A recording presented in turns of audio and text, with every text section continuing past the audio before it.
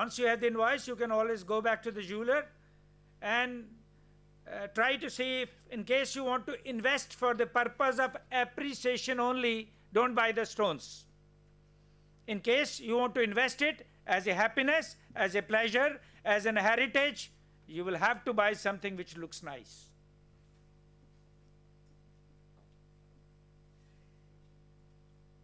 Then we talk about the polki. Every young woman wants to get married, she wants to have a polki.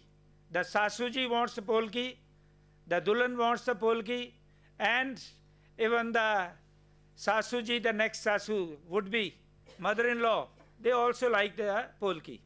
In polki, you have 2-3 kinds of the stones which are mostly popular. One is depending on the stones, which are maybe the syndicate diamonds, or maybe the kalwas, or maybe the Zimbabwe, or those kind of stones are there. The question is the budget. How much you want to invest into?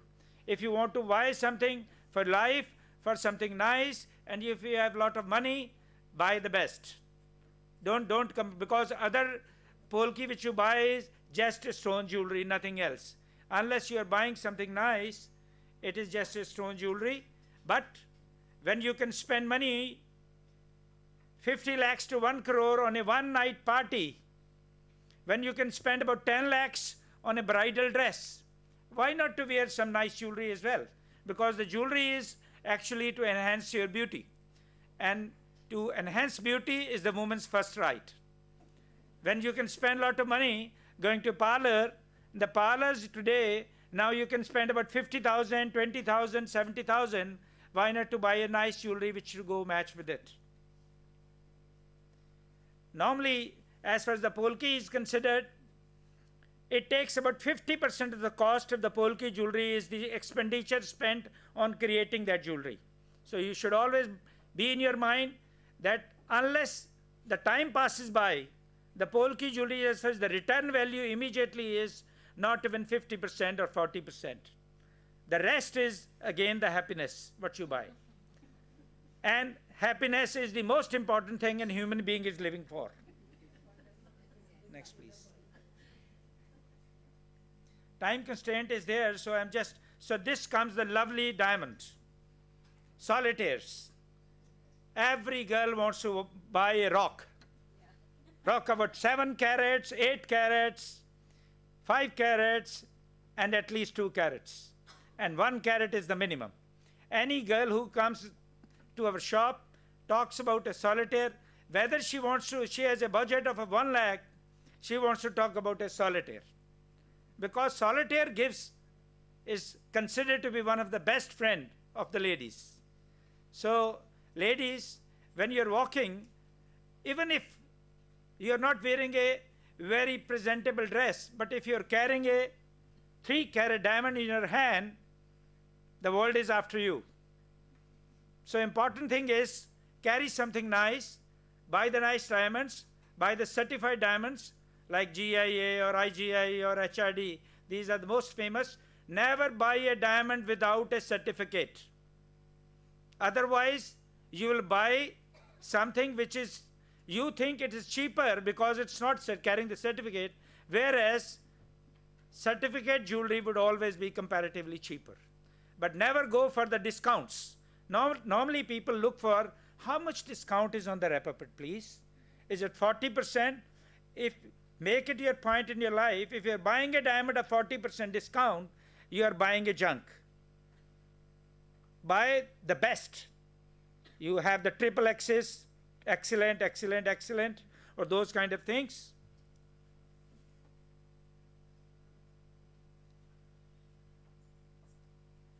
Diamonds, it's normally said about the diamonds that they are the creation of the nature. They are very rare.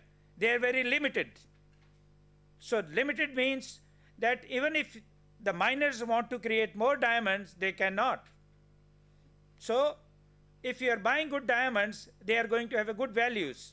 And like looking to the dollar appreciation, rupee devaluation, countries, even the budgets are falling.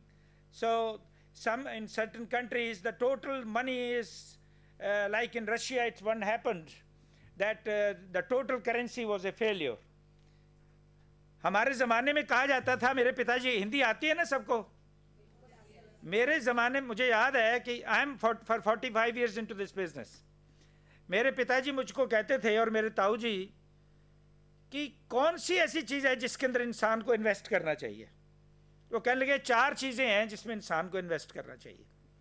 सबसे पहली चीज़ है, you should have 25% money in your bank, cash money into your bank, maybe in the whatever forms. The 25% into your business, 25% into real estate, and 25% into the gold. Nowadays,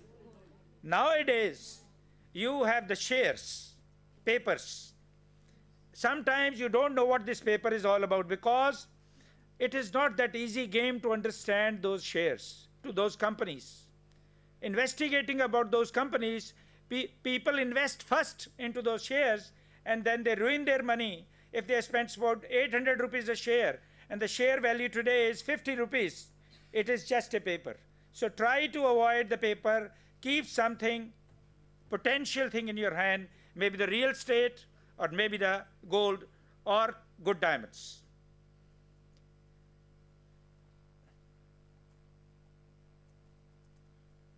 I'm just coming to the, most of the ladies who come to us, they bring the rapport in their hand and they want to see what is the price of this diamond according to the rapport.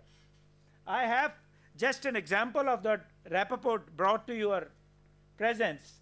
So you, probably most of you understand how to understand a rapport. In rapport you have, here you have the carat weight, you have the colors, then you have the clarities. So whatever the number of the size you are looking at, you can accordingly look at. In this, people talk about the discounts. If the diamond is about a carat, supposing about a 1 carat, so if it is around a 1 carat, a good diamond of good cutting, clarity and color would be about, if a GIA stone, it has a 10% better prices than the IGI or HRD. So it means the discount would be about 10 to 20% depending on the stone. If it is a triple excellent stone, if there is no inclusion in the center, if these are all good goods, then you have to pay for it. And a good, beautiful diamond means you must buy triple excellent or at least 2 excellent and 1 very good as well. This is a GIA certificate. In a GIA certificate, this is very important, what to understand in a certificate when you are buying a diamond. One is the natural. Nowadays, lot of fake diamonds, lot of stimulants are coming as well.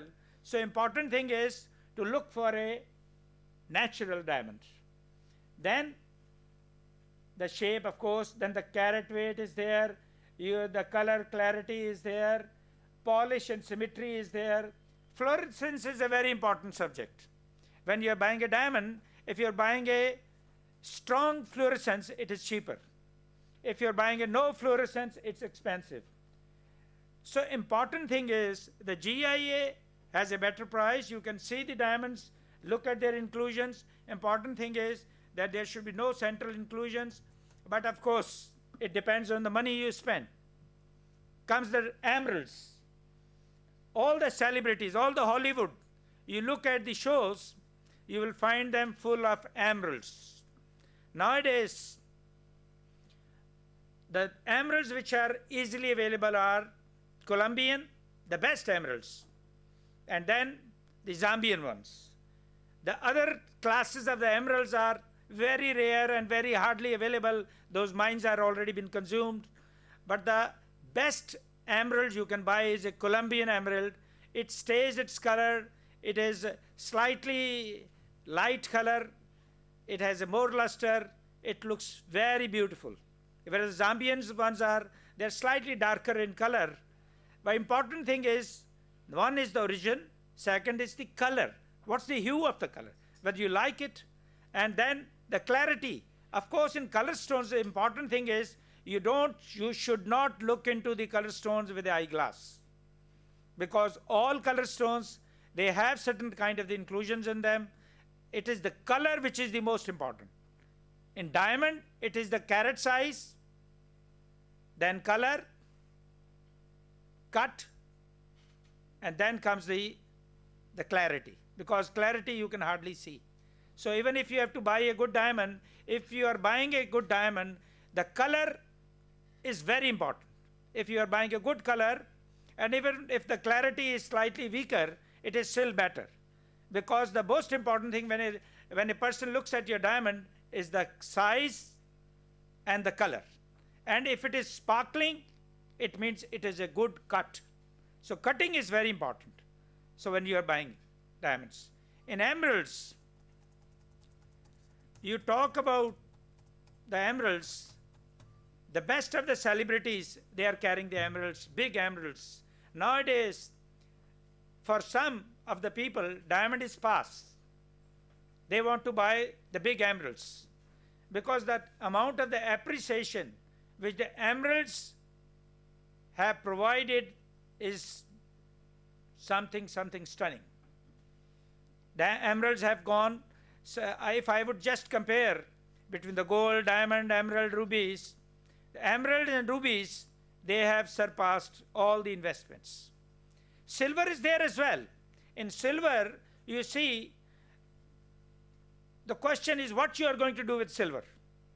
Whether you want to invest into it for the purpose of appreciation, or you want to keep it as the good dinner set of silver, or maybe some jewelry which hardly people wear in silver, and maybe the certain coins which you exchange on the gifting. That is the only purpose which normally have. Maybe certain people from Rajasthan will wear it on a chowki or a sofa and sit on that as a class. But important thing is, to my knowledge, in Indian community, people buy silver to a very reasonable quantity. Rest, it is not ladies' interest. Ladies' interest is the diamond, the emerald, and the gold. The gold has proved to be the fantastic investment. Mr. Bhola, can we leave it for some question answers then later, Sure, or something sure. which you want to pay? I think because we will have a sort of I'll flavor just, of everything, I'll just and close then it up. I'll just close it up. In whether it is emerald or rubies, it is the color difference is the most important thing. Rest, as well as investment is considered or the other things are considered, I think they are the same. So whatever color you like, you can have and enjoy. Thank you very much. Thank you. Can I request Roshini Vadehra? Now we look into a different aspect, which is art.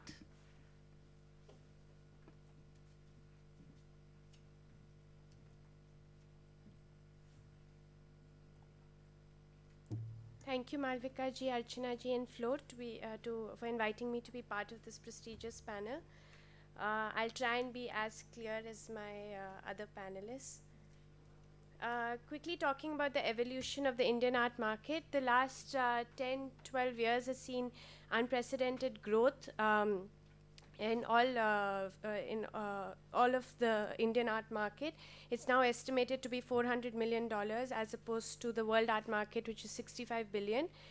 Still a fraction of the world art market, but just to give you a small example, when I joined the gallery in 2004, there was a small paperwork of Ram Kumar which used to hang behind my desk, and it was priced at 3 lakhs.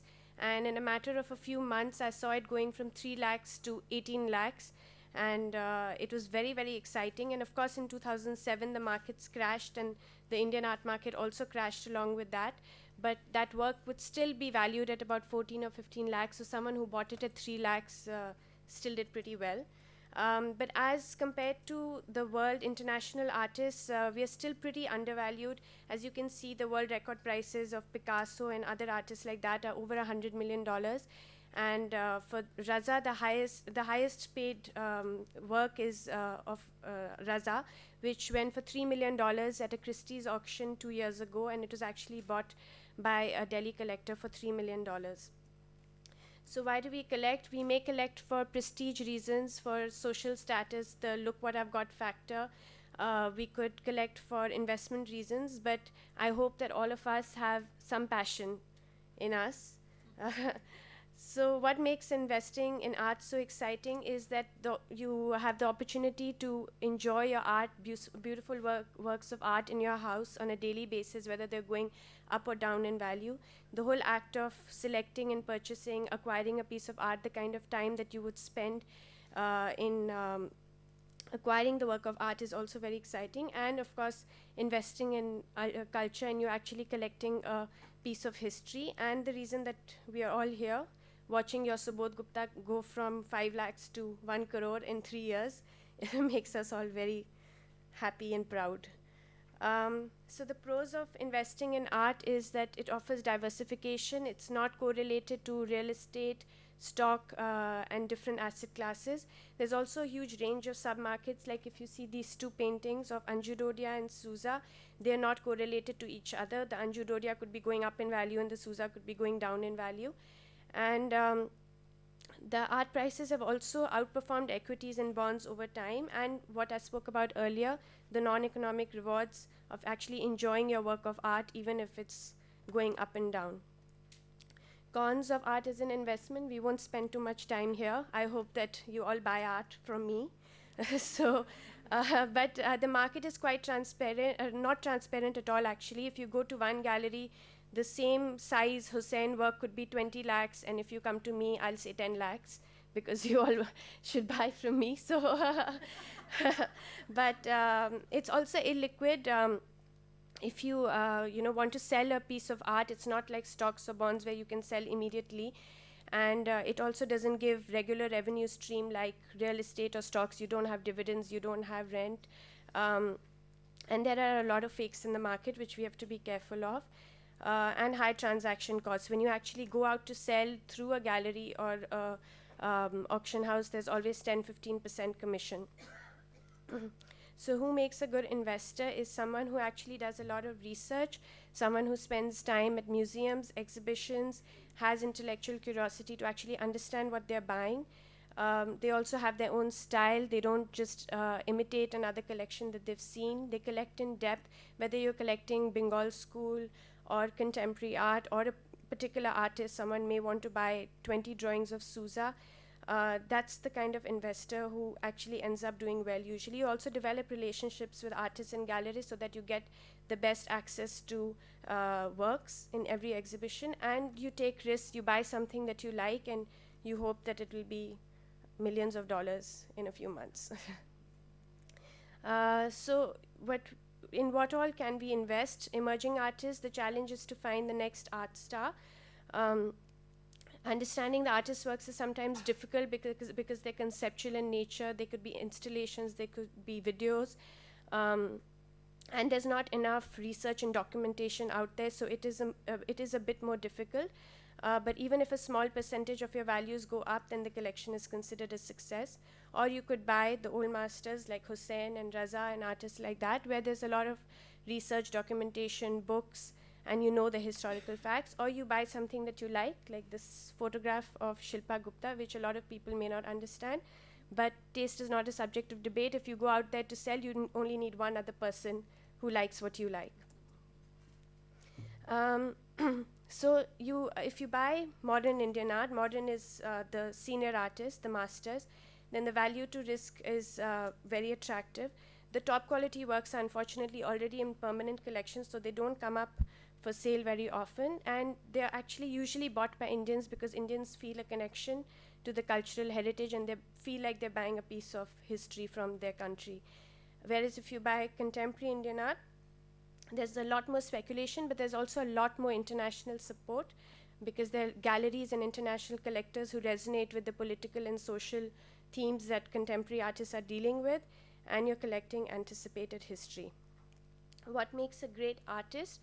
One of the things is skill. This is a painting done by Rameshwar Bruta, who laboriously works on his works of art over a period of a few months. He takes a small razor blade and he sculpts his paintings through layers of paint to get the imagery that he wants. Knowledge of art history. This is a work by Atul Dodia. No one has the kind of knowledge and reflects it in his works of art the way Atul does. commitment, Arpita Singh, who again spends months of her time on one single work to get the imagery that she wants, and intellectual creativity. This is Jitish Kalat, who would not replicate another work of art that he's seen or reality the way all of us laymen would see it, but actually create something totally original. So investing on a budget, if we are buying on a budget, the best thing is to firstly plan for it, set aside a part of your annual income that you would spend on art. If you bulk buy, if you actually buy a few pieces of art together from galleries or sellers, you'd probably get a better deal. And the outstanding works of emerging artists, this is an emerging artist called Paribartana Mohanty, who's very, very popular these days. And and you can continuously upgrade. So you sell a little bit and you buy a larger work of the same artist or a different artist. But the most important thing is that you don't buy quantity or scale, and you buy quality. This is a lithograph by Hussain, which may be safer to buy than a large work of an emerging artist, especially if you're not spending that much time in doing research and understanding the market and understanding the artist's practice. The recent trends in auctions are there are a lot of collection sales that are coming up in auctions, which are actually doing very well, because wherever the prominent collectors buy their works, everyone wants to buy similar works, so those are doing very well. But at the same time, auction results are sometimes not totally reliable, because it is a market of unique. You could see a work of art done by Raza in the same year, in the same style, but would be priced very differently from another work, because depending on the quality.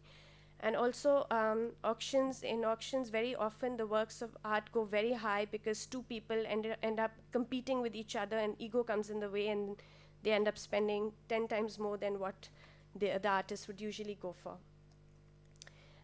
Influences on market value, I'll end with this.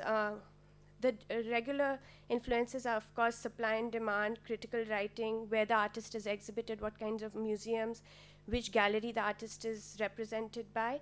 But there are also other interesting things that do contribute, like the influence of star collectors. If a Lekha Podar or a Kiran Nadar buys a particular artist's work, everyone else wants to buy the same artist. Also, where the artist lives, if the artist is living in Delhi or Bombay, then usually they would do better than artists who are living in remote locations of the country.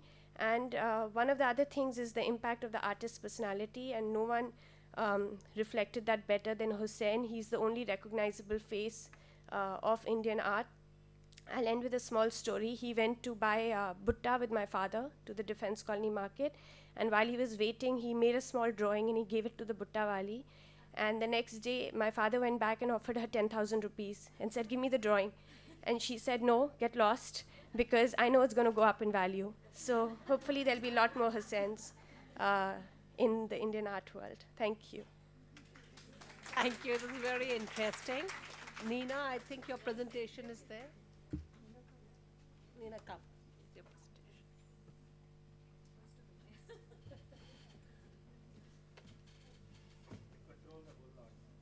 I think now I need to put it all together.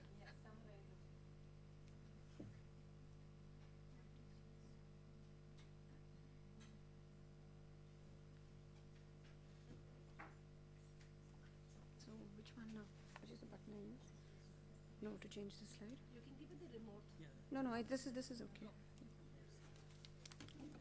So from being the first speaker, I'm now the last speaker. But as they say, last but not the least. So very good evening to all of you here. I see a lot of familiar faces and a lot of friends, which makes me very nervous. Rajalakshmi called me last night the minute I landed from Singapore saying, "Oh, I saw your name as one of the speakers, so I'm taking an earlier flight from Mumbai." So Raj, thank you so much for being here, but that's put a lot of pressure on me as well. Okay, now you've heard everybody speak about different asset classes. So as far as I'm concerned, when Malvika started off and said, "Where do I invest?" You need to invest in all asset classes. And that is what is called a smart investment strategy. So I'm going to be talking to you as a banker. This session may get a little technical, but I'm going to keep it as simple as possible, because wealth management today has become very specialized. It's not a haphazard way of investing anymore. So before I proceed, can I do a quick show of hands? How many ladies in this room actually take decisions on where to invest their money? Wow, okay. And can I just ask one of you, or two of you in the audience, how do you take that decision?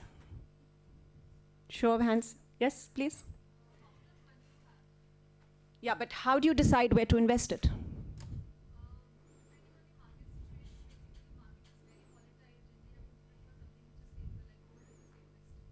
Who gives you the advice? Dinner party talk. Where do I put my money? Put it into my company, you know, it's really going to do well. And the next time you know it, the company has gone under. Okay, so now we are going to actually change that approach because the markets have moved, they become very sophisticated. And I've spent 4 years at Wealth Management and Morgan Stanley. And all that we did was to construct portfolios and teach people how to invest.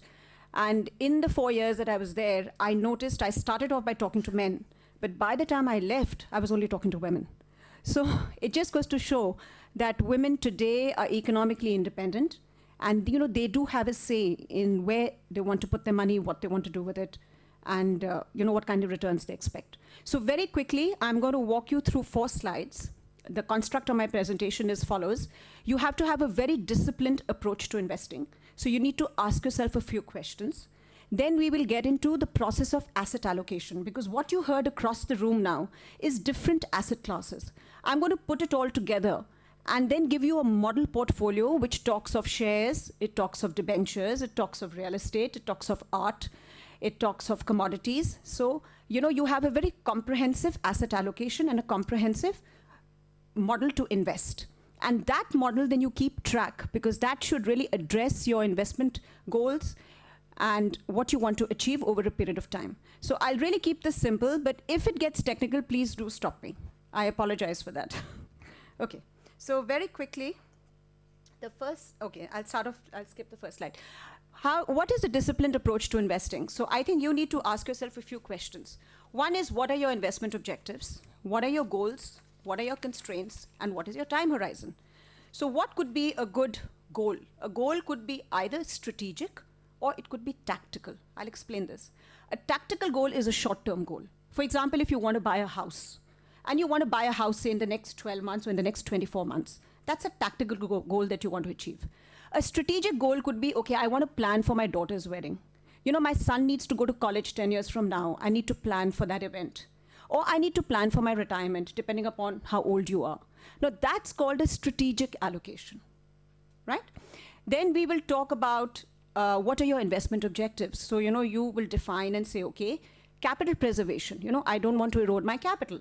Somebody will say, okay, you know, I want to grow my capital. Somebody will say, no, I'm looking for liquidity and I'm looking for continuous fixed return on my capital. So each one of you will have a different goal and a different objective. Therefore, one size does not fit all. And what I'm going to discuss today is a very general presentation. And then you will need to customize it to suit your individual goals. Okay? Because I want to take this back with you. I think there should be a takeaway from this whole exercise. Then I will get into different asset classes, and all asset classes are different. So we look at the main asset classes today. You've got equities, where you have Indian equities, and then you have global equities, because India is now integrating with the global economy. Then you have fixed income, and what are fixed income products? You have all kinds of products. You have short term, you have medium term, and you have long term products. So I'll just discuss that separately. Then you have alternate investments. Now, what constitute alternate investments? You just heard my esteemed colleagues here. Real estate is one, art, definitely, commodities, which includes precious metals. So as Mr. Bholasons spoke about gold, you could also invest in platinum, and you could invest in silver. Then you could also invest in agri-commodities. A lot of clients invest in agri-commodities, but then that's a more sophisticated product. And lastly, you have private equity, you know, which is another asset class, which is an alternate investment. So that is a slightly riskier investment, so which we'll come to.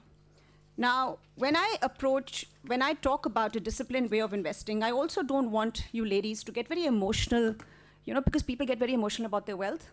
And they say, okay, you know, this stock I made 15 rupees. Ye abhi aur upar jayega. The banker is telling him, no, sell it. Or the banker is telling you to exit. No, 15 rupees, no, I see it going further because the Sensex will hit 20,000. And because of that attachment or because of that greed factor, sometimes you erode the complete return on that investment. So don't get emotionally attached to your portfolios. You know, if you're taking a decision, you have to be very practical. As soon as you make profits, make reasonable profits, book them. If the market is sliding, have your stop loss levels. Say, okay, my loss-taking ability is X. I will not go beyond that. So you have to be very, very proactive with your money. I don't want you to sit there and say, okay, you know, time will take care of it, or my husband will take care of it, right? Now, how do we get around disciplined investing? So we look at the art of asset allocation. So I'm going to put up this slide. It looks very complicated, but don't worry about it. If you look at this graph,